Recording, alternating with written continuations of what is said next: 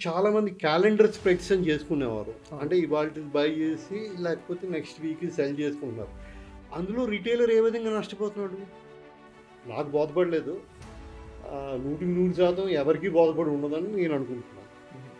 Trading full టైమ్‌గా తీసుకోవాలంటే దానికి కావాల్సిన డిసిప్లైన్. ఒక ట్రేడ్ వేసాక దాంట్లో నాకు రివార్డ్ ఎంత వస్తుందనేది ఆలోచించే కంటే ముఖ్యంగా చూడవలసింది నా రిస్క్ ఎంత దీంట్లో.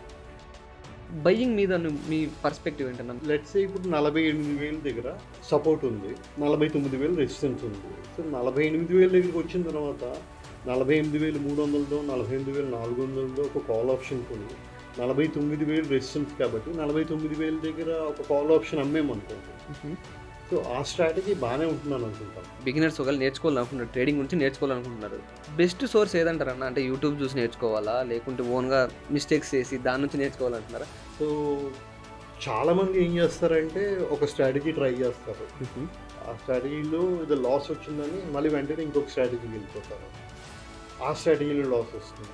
తర్వాత ఇంకొక స్ట్రాటజీకి వెళ్తారు. మూడో స్ట్రాటజీ కూడా అయిన తర్వాత మొదటి స్ట్రాటజీయే బాగున్నట్టుందని మళ్ళీ మొదటి స్ట్రాటజీకి వెళ్ళిపోతారు.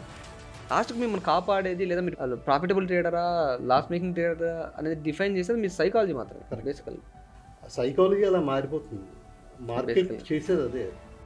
ఎంతసేపు ఐస్ ముక్క మన చేతిలో కరగకుండా ఉంచుకోగలుగుతాము.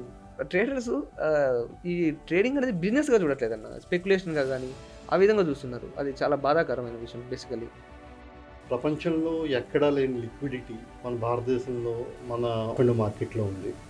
సెబీ అవసరం లేని చోట ఇంటర్వెన్షన్ చేయడం వల్లనే ఈ కదా? బాధలు వచ్చి పడ్డాయి. సర్లేనా సెబీని ఇప్పుడే చాలా కాంట్రవర్షియల్ తీసుకొచ్చినాం. మన దేశద్రోహులని అంటారు. కామెంట్స్‌లో ఖచ్చితంగా దేశద్రోహులు అంటారు వీళ్ళు.